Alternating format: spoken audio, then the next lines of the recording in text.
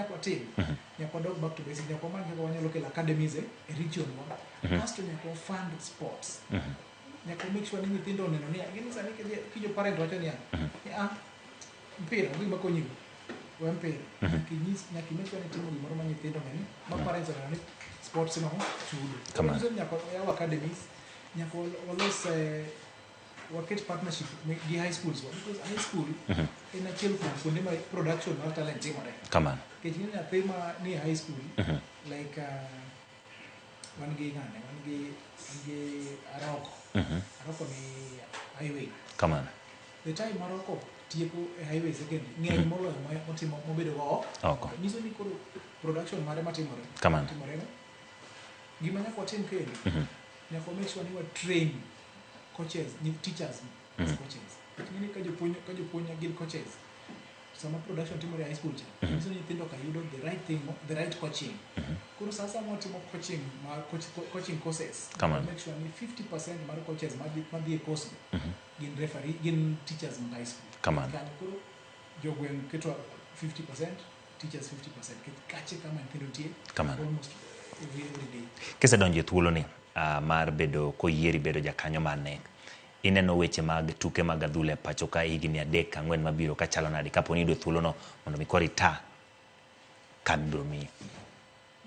kane president kane boka donjo Ramogi county kapani sports ne no kaw serious to sani ka nyisi ni Ramogi county okinyal pimo gi counties moko in terms of sports nikech one the kind of dedication no one go to give the kind of leadership no one go through our governor come on no honesty submit mo selection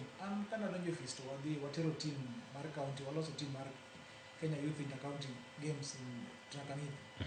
money time na moko mo donjo office and we win trophy mar Kenya wenyiso jo kwenye governor monyisa ni kale mai dala gor mai come on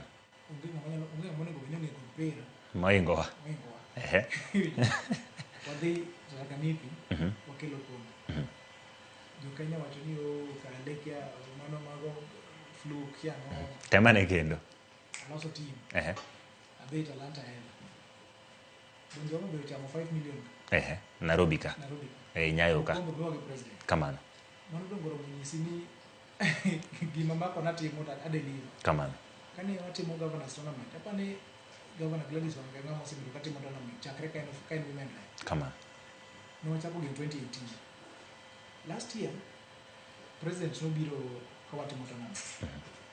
gima no neno kwa timo ngene iwacho ni bottom up to wanyiero ni bottom up sana chimno no wacho ni bottom up majiro rege nyiero ni ngani karo kijo kwenye wani sio ni bottom up ndo kijo cha kumana nyiero ya karibu mzee ukate mane come on bana bottom up come on to niso governor ne daher mune miya achiel kuom jok matimo ni gini manabo konya ambara de los tournament wandik paro machal kama ara de los gira moro mar ilo bottom up tournament governor nogolo kale so president ami kale no kawa national government mana bedo gazetted kaka Talanta ila technical committee member mane committee wana bedo chair gi Adhula okawuondi kana donjo fees nono contract ma 3 years na donjo fees ilo country budget mar 6.5 billion mano loss ni timo tournament chakre world level nyaka national level come on final mar timo 12 December every year koro nyiswa ni budget ni no miwa ka federation otano duonga yenye do keura ne piny come on Manuel bisebedo piny gi budget ma an kata kwan no kasomo chako golo zero ibedo gi budget mar 6.5 billion idwoke piny onyisi dwoke kanye ke piny wabedo piny gi usiep na Sholei Makotsi CEO mara Kileo Malala tournament odwoke to 4.5 billion kwa kele committee onyisi ni no guys mapo ni malo chako dog piny yako ni konyowa sailing en ang'o udware level man nyiso ni kiteru kata 3.5 ochako dok Embakasi nyaka saa biro timo ting'eni kwan mar billions change manafwenyo ni kare computer era ni Israel makosa matin ni kada niketo ni balls per beach times Kenya ngine 1,400 watts kikile na makosa matin ti medo the number of watts 50 million kadhi ot kora sawe radi shole kora do kot kuro achaka bedo kode piny afwenyo ni kane o multiply marach anyiso to leo mera gijo kono go beden ok en 50 million en 20 million ni no 30 million motimo kuro mano watimo mua loso budget kwa kelo ronyiso na pana counties ginyaje organize kelano makel team kamano kech no dhie kisa moneno o zero neno kaka gitimo kuro ngaduru ward level ngaduru sub county level ngaduru county level chakure regionals kuro kaka Nyanza ndo pogore yo kamano sia Kisumu Homabay Migori Nyamira Kisii kasto kigo regional kitie ko tebemo national bigini kan wasegoro gini mwa goro mwa tieko kamano to luongo to koro ne kiny ne launch state house no biro gazetted a day before matin ne untiere gi vision makare ne piny Kenya ne want kendo no nyiso waziri ni okinyal run sports e Kenya ka ok streamline the federations kamano nikech government okinyal run sports directly kamano nyakitime through federations kamano ka federation is wrong ibe in government ibe in wrong kamano ichagi federation mi streamline ko kabodhi makare kawatieko kale e boda kikariyo adwa ni nyiso ganda ma bende biro wuok mondo mi oluto mbolo e kinde mibiro timi yiero machal kama dogi gi gino mineno ni idhi mako negi kaka maduong' kendo ng'ato ni mae mara ma kadonjo fista thogo e boda kikariyo kawatieko chendo machal kama mokuongo nyaka nyisi ni en late makende manuel ni unu wacho kaka jo onagi kamano jowa mano chung e federation gichung mang'eny gichung onagi chung mang'eny kamano kura gin 94 kende onagi chung mang'eny ok wanyalo wen ka ochung mang'eny mane omiyo an kale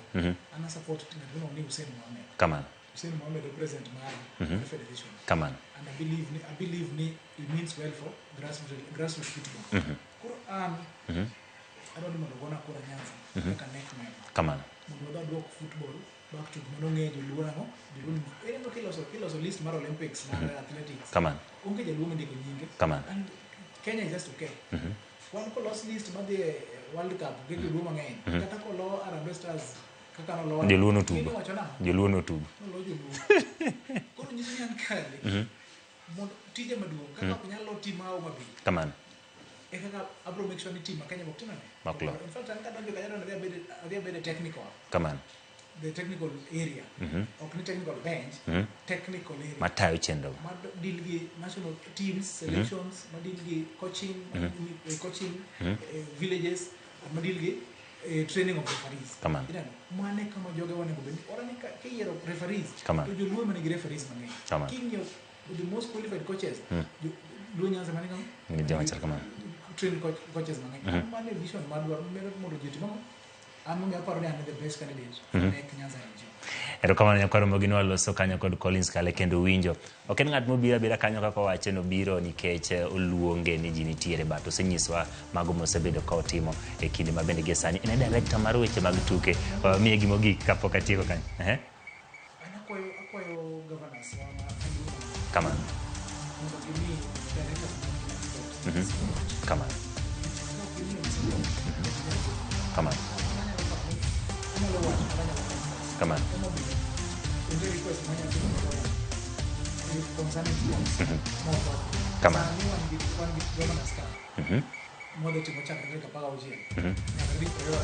kamano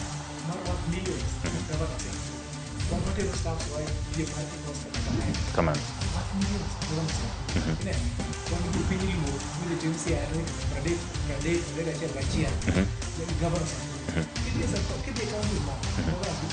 poco approve